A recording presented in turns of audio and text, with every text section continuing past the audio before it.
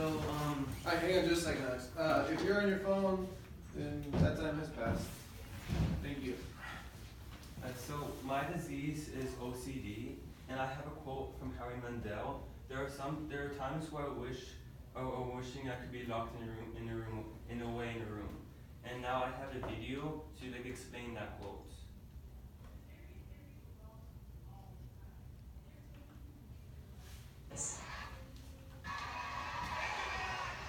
I thought it was nuts, but I thought it was hysterical. But even then, the rubber gloves were no joke, carrying them for more than his act. And you knew that at the time. We didn't know it was OCD then, but I did know that he took a lot of showers. He had certain rituals that he did, but I didn't know what it was. She also didn't know it would get worse. In describing what life is like, Mandel pointed us to the movie The Aviator. Remembering the portrayal of Howard Hughes, he said, there were striking similarities. At the end, he ends up naked in a room locked away, urinating into a bottle, and he doesn't want to face the world. And I said, there are times, and I'm not exactly, we're not that close to that. How many times do you think have you been that close? So basically I have, I'm gonna have people go into groups. So,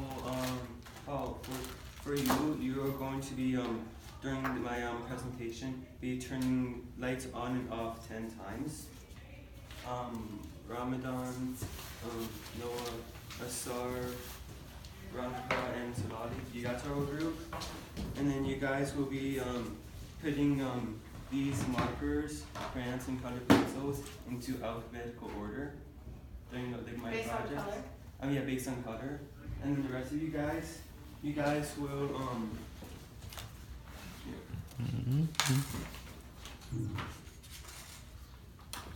you guys will look at this page that I wrote, and you guys will count to see how many words there are.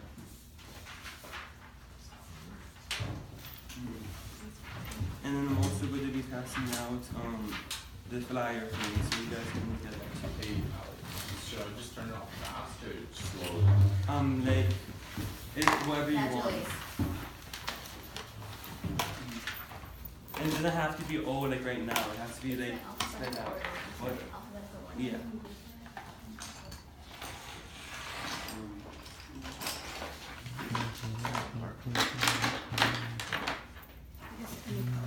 And if you guys complete this, you guys can get Oreos. Oh. Really? Yeah. You completed it? And then you guys will also have to multitask because I'm also going to be some things. Alright, so the definition of OCD is basically an anxiety disorder which people have an unwanted or feelings, thoughts, or emotions.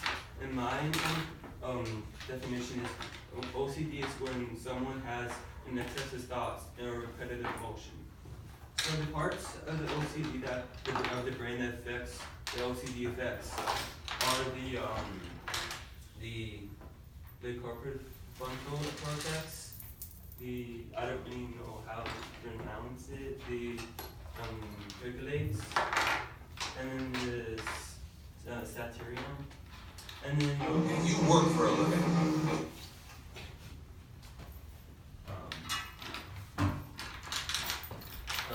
and then so for there's a couple of ways criteria for OCD.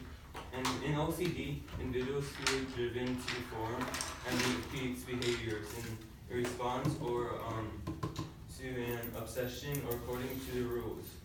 And OCD associates with the reduced quality of life as well as high levels of social and implement. And the individuals with OCD experience a range of emotions. And some data sets for this is it's basically 2.3% of the population between the ages of 18 and 54 suffer from OCD. And also in the United States, approximately 3.3 million people have OCD. And 1% of the population for kids, and then 2% of adults. So some people think that they have OCD because they're really clean and they're or like really organized, but that's not really true because if you think you have it, you should go to a doctor, get diagnosed by it, and if you don't have it, then you don't have it, and you just clean. And 3 things to recommend for somebody to help them if they have it is to tell them about exposure therapy by teaching them meditation, mindfulness, and other techniques to calm them, and then teaching them about like medicine or like telling them about this like medicine thing that can help you if the other 2 doesn't really work. And I will give you guys about a couple more seconds to do what you guys were doing. Okay, and you guys are done. So I'm going to be talking to this group first. When you guys were like looking through and like putting in alphabetical order, how did you feel?